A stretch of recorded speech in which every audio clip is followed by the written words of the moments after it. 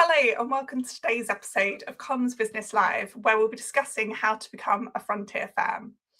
I'm Charlotte, editor of Comms Business, and I'm delighted to be joined by Ryan Martin, indirect sales manager at ANS, who will explain why adopting a frontier firm mindset will help organisations move from AI readiness to AI realisation. Welcome, Ryan. Well, Charlotte, nice to be here. Pleasure to be on. Thanks for joining us. So just as a starting point, what is a frontier firm for anyone who's not familiar with the term? Yeah, so it's probably a relatively new term for a lot of people out there, but it's something that the World Trade Index is calling this the rise of the frontier firm, and it's really all about organisations that make AI a core operating capability, and that's done through hybrid teams of humans and AI agents. So I suppose a nice way of putting it is a frontier firm is a human-led AI-enabled organization. So it's one that embeds AI agents into its core processes securely and at scale. So what that basically means, intelligence becomes available on tap across the business. And typically, these processes are radically innovative and create the business models of tomorrow as well. Absolutely.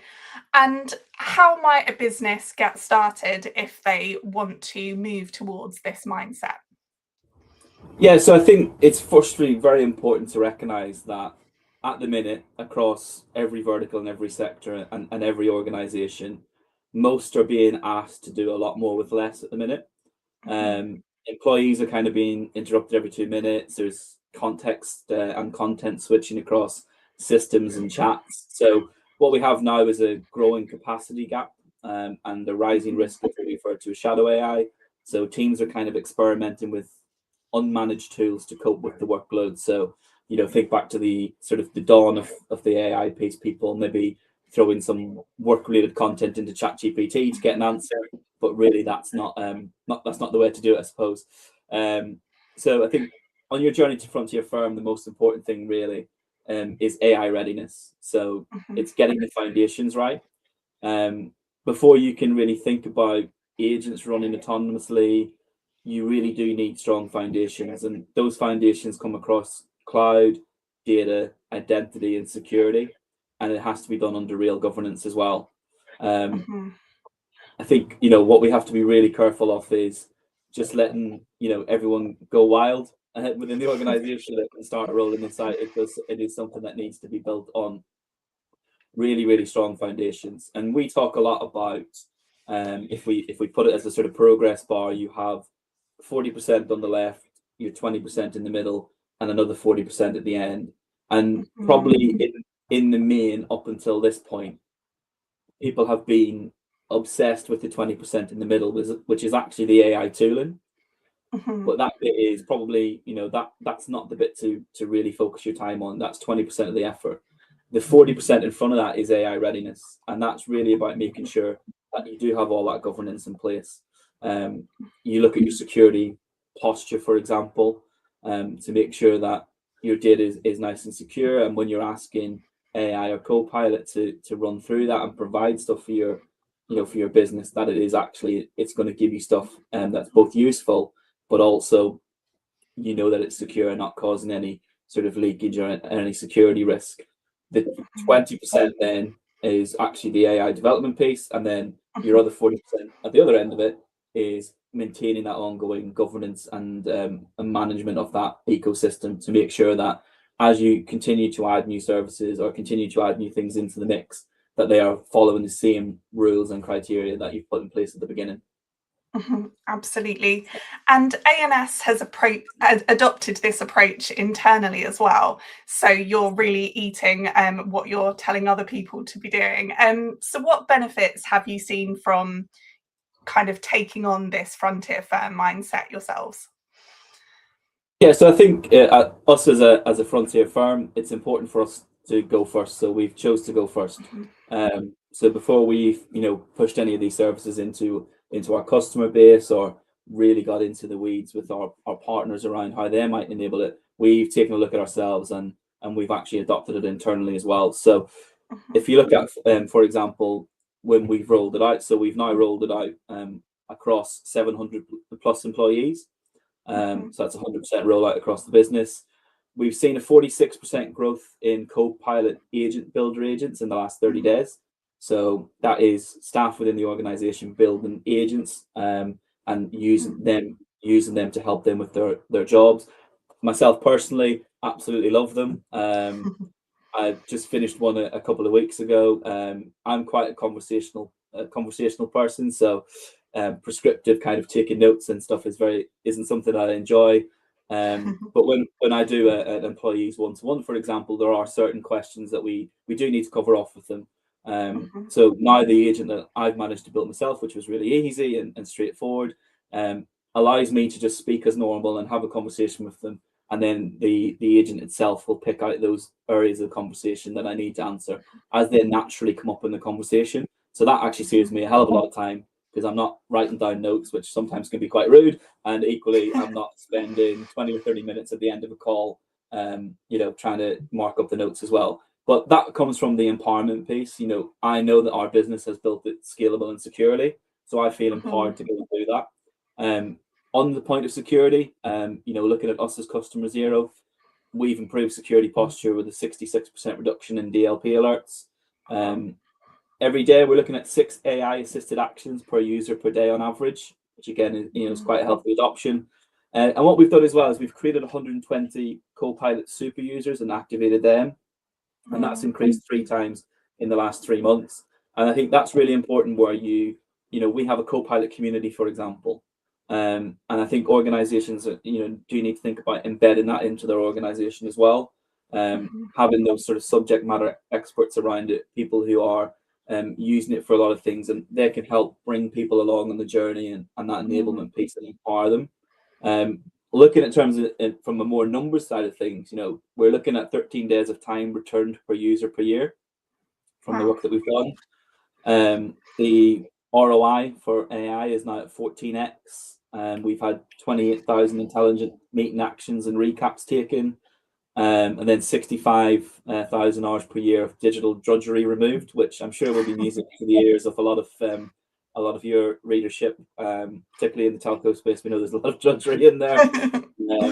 But then I think as well, a really key thing to call out is there's about £2 million of additional value unlocked by Copilot use internally. Yeah, which is what's important here. It's about kind of finding those new areas of growth and kind of making kind of more than just efficiencies. Yeah. So ANS recently worked with Aventum Group to adopt this mindset and explore how agentic AI could help improve efficiency for its employees. Can you just kind of briefly talk us through that project and kind of how you went about things? Yeah, so one example we often reference is our work with Aventum Group. So Aventum are a rapidly growing global reinsurance business. They actually had really strong ambition around AI, but if you do view the case study after, they were constrained by sort of complex and manual processes, particularly around employee onboarding and compliance checks. So they weren't able to scale, and they actually carried a real regulatory risk. So what we did is we approached it how we would approach any of these engagements. We start with the AI readiness piece, and that was a short sort of hands-on agentic AI innovation lab. So we get our best people in the room with the real people at their side that want to make these changes, and we work with them to identify high-value use cases and rapidly build proof of concept agents.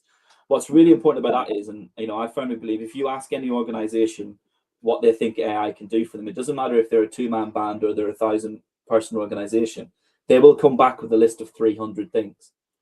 The important bit is actually using these sessions to identify what are the actual use cases that will make a difference to the business. So what are those high value ones? Because not only will they improve the business, but they're actually going to drive adoption and enablement. If we go for the low level stuff, people will be playing with it for a little bit and then it'll disappear.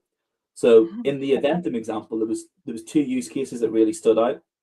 There was automating the joiners process, movers and leavers, but then also streamlining compliance checks around terms of business agreements.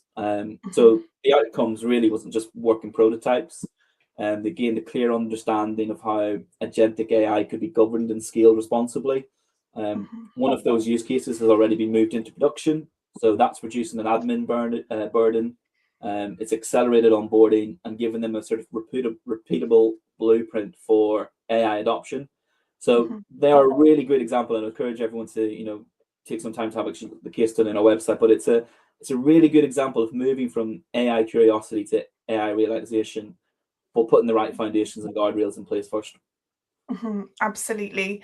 And kind of just as a closing question for anyone that wants to move forward with this, what would you say is kind of key in moving from AI readiness to AI realization? What's kind of the big things to bear in mind?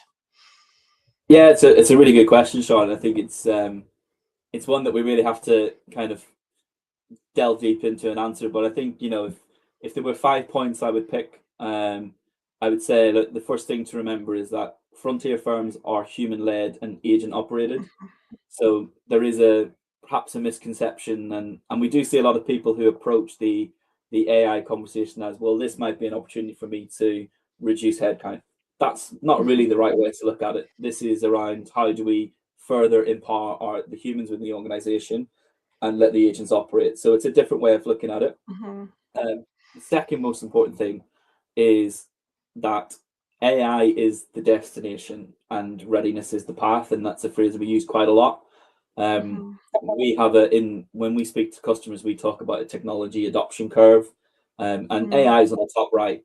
But 9 times out of 10, if you ask a customer or a partner to stick a pin where they think they are, or where they want to be, they'll stick right up with AI. But actually, they haven't taken into consideration all the things that need to go before it. So that AI readiness piece is huge.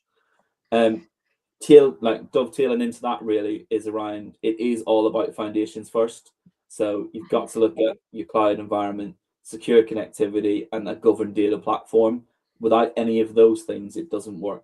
So it either gives you terrible results in terms of it doesn't achieve what people think it's going to achieve, which creates disillusionment, or you create a security risk, and that's obviously what you don't want. From the fourth thing then, adoption is change management. So don't think about it as, I often say to partners, don't count how many licenses you have, count how many people are actually using it. So you've got to look at how you bring everyone together on the journey and get that enablement, because you don't want to bill for 100 licenses if you've got 2 users. So you really got to focus in on giving everyone a really good use case as to why they might use it, and give them some really good business outcomes. And the fifth one, which is really, really important, is you need to govern every co-pilot and agent so you can scale safely. If you're not continuing to do the security posture, if you're not continuing to do the guardrails, you will create what is sort of an agent sprawl, where you'll have multiple different agents and co-pilots, etc., all over your organization that may not be secure and may actually pose a security risk to you. Lovely. So lots of key takeaways for people to bear in mind there. That does bring us to the end of today's episode of Comms Business Live. Thanks so much, Ryan, for sharing your thoughts with us. No problem. Really appreciate it. Thanks for having me. So, as you've heard, adopting a frontier firm mindset allows organisations to embrace transformation and really unlock meaningful results from their AI projects. And the good news is ANS can guide you on your way. If anyone watching wants to follow up with Ryan and the ANS team, there's a link in the video description to connect you with the right people. But otherwise, thanks for joining us and goodbye.